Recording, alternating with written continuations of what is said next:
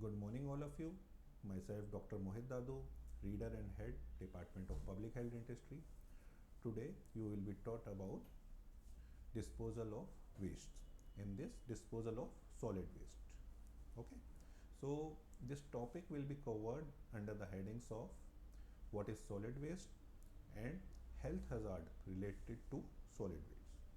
Then, sources of solid waste, storage of solid waste, collection of solid waste, and methods of disposal of solid waste. So, what is solid waste? First, the term solid waste includes garbage. What is garbage? That is your food waste. Then, rubbish. What is rubbish? It is paper, plastics, wood, metal, throwaway containers, glasses. These all comes under rubbish.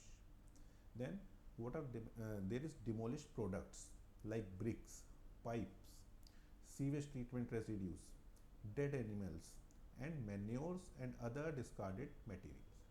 These all forms your solid waste. Solid waste, if allowed to accumulate, will become a health hazard. How? It decomposes and favors fly breeding. Then it attracts the rodents. The pathogens which may be present in the solid waste may be conveyed back to man's food through flies and dust. There is possibility of water and soil pollution. Then heaps of refuse present an unsightly appearance and nuisance from bad odors. Then what are the sources of refuse or sources of solid waste? Refuse that is collected by the street cleansing services, that is known as street refuse. It consists of leaves, straw, paper, animal dropping, and litter of all kinds. Then there is market refuse, which is collected from market. It contains large amount of vegetable and animal matter. Then there is a stable litter, which is collected from stables. It contains mainly animal droppings and leftover animal feeds. Then there are industrial refuse. It consists of variety of waste ranging from completely inert materials such as calcium carbonate to highly toxic and explosive compounds. Then there is domestic refuse, consists of ash, rubbish and garbage, etc. Now, how the solid waste should be stored? The first consideration should be given to proper storage of refuse while awaiting collection. The steel dustbin with close fitting cover is best suitable for storing refuse. In Western countries, they use paper sacks and the sack itself is removed with the contents of disposal and a new sack is substituted. Public bins are cater for a large number of people. They are usually without cover in India because people do not like to touch them. They are kept raised on a concrete platform raised to 2 to 3 inches above ground level to avoid flood water entering the bin. Then comes the collection of solid waste. The method of collection depends upon funds available and manpower available. House to house collection is the best method of collecting refuse. In India, earlier there was no house to house collection system. People were expected to dump the refuse to the nearest public bin, which was usually not done. Refuse used to be dispersed all along the street and some is thrown out in front and around the house. As a result, an army of sweepers was required for sweeping the street in addition to the gang for collecting the refuse from public bins. The refuse is then transported by refuse collecting vehicles to the place of ultimate disposal. Then here comes the main part, methods of disposal. The method is governed by local factors such as cost, availability of land, availability of labor. Okay, all these uh, factors will influence the method of disposal. The principal methods include six main types. First one is dumping. Second one is controlled tipping or sanitary landfill. Third one is incineration. Fourth one composting. Fifth manure pits, and sixth one is burial. So we will talk about dumping first. Refuse is dumped in low-lying areas, partly as a method of reclamation of land, but mainly as an easy method of disposal of dry refuse. As a result of bacterial action, refuses decrease in volume and is converted gradually into humus. Now, what are the drawbacks of dumping? The refuse is exposed to flies and rodents. It is a source of nuisance from the smell and unsightly appearance. The loose refuse is dispersed by the action of wind. Drainage from dumps contributes to the pollution of surface and groundwater. A WHO expert committee in 1967 condemned dumping as a most insanitary method that creates a public health hazard, a nuisance, and severe pollution of the environment. Second, the modified version of dumping is known as controlled tipping or sanitary landfill. It is the most satisfactory method of refuse disposal where suitable land is available. It differs from ordinary dumping in that the material is placed in a trench or other prepared area, adequately compacted and covered with earth at the end of the working day. So, in this method, it can be done by three types. First, trench method, second, ramp method, and third, area method. In trench method, a long trench is dug out 2 to 3 meter deep, 4 to 12 meter wide.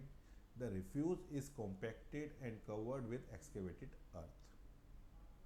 In ramp method, well suited where the terrain is moderately sloping. Some excavations are done to secure the covering material. And in area method, it is used for filling land depressions and pits. Refuse is deposited, packed, and consolidated in uniform layers up to 2 to 2.5 meters. Each layer is sealed on its exposed surface with a mud cover at least 30 centimeter, that is 12 inches thick. Third method is incineration. Refuse can be disposed of hygienically by burning or incineration. Hospital refuse, which is particularly dangerous, is best disposed by incineration. It is not a popular method because the refuse contains a fair proportion of fine ash which makes the burning difficult. A preliminary separation of ash or dust is needed, and all this involves heavy outlay and expenditure. Therefore, incineration has a limited application in refusal disposal. Fourth method is manure pits. In rural areas in India, there is no system of collection and disposal of refuse. Refuse is thrown around the houses indiscriminately, resulting in gross pollution of the soil. The problem can be solved by digging manure pits by the individual householders. The garbage, cattle dung, straw, leaves should be dumped into the manure pits and covered with earth each day. In 5 to 6 months, the refuse is converted into manure which can be returned to the field. Fifth method is burial method. Method is most suitable for the small camps.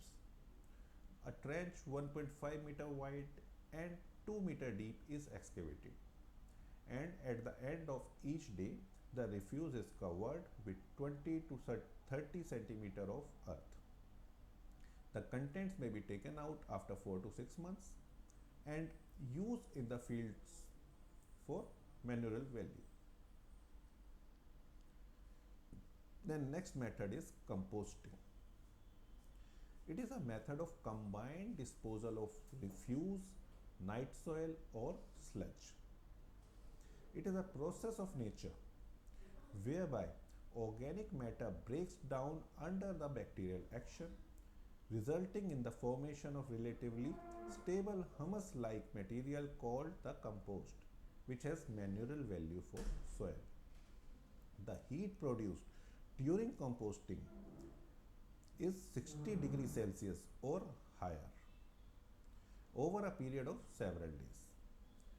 It destroys eggs and larvae of flies, weed, seeds, and pathogenic agents.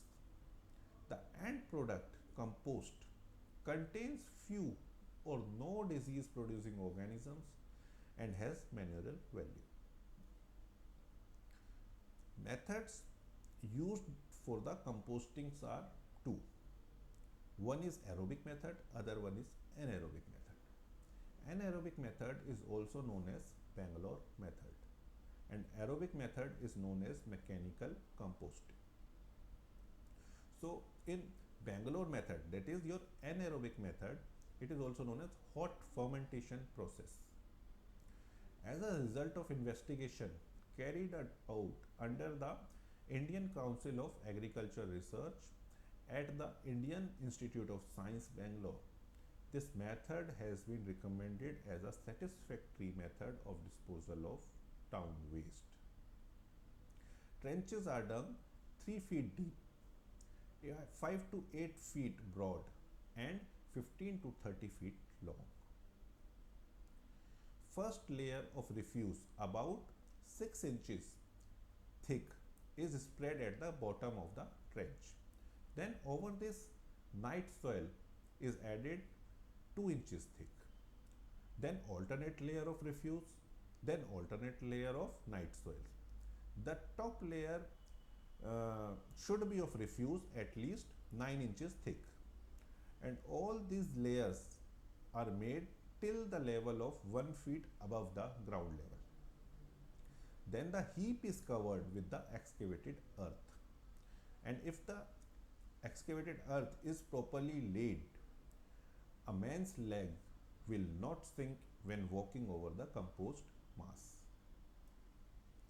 Within 7 days, as a result of bacterial action, considerable heat over 60 degrees Celsius is generated in the compost mass. This intense heat, which persists over 2 to 3 weeks, serves to decompose the refuse and night soil and to destroy all pathogenic and parasitic organisms. At the end of 4 to 6 months, decomposition is complete and the resulting manure is well decomposed, odorless, harmless material of high manurial value, ready for application to the land. Then next method is your mechanical composting. In this, the compost is literally manufactured on a large scale by processing raw materials and turning out a finished product. The refuse is first cleared of materials such as rags, bones, metals and glass, and items which are likely to interfere with the grinding operation. It is then pulverized in a pulverizing equipment in order to reduce the size to less than 2 inches. The pulverized refuse is then mixed with sewage, sludge or night soil in a rotating machine and incubated. Thus, this method of composting is completed in 4 to 6 weeks. So, this was all about your methods of disposals of solid waste, in which we have learned about 6 methods. First one was your dumping. Second one was your sanitary landfill. Third one was incineration. Fourth one was burial method. Fifth one was manure pitting. And sixth one was composting. And the composting is of two types: Bangalore method, that is your anaerobic method, and mechanical composting, that is your aerobic method. So this was all about your today's lecture. Thank you.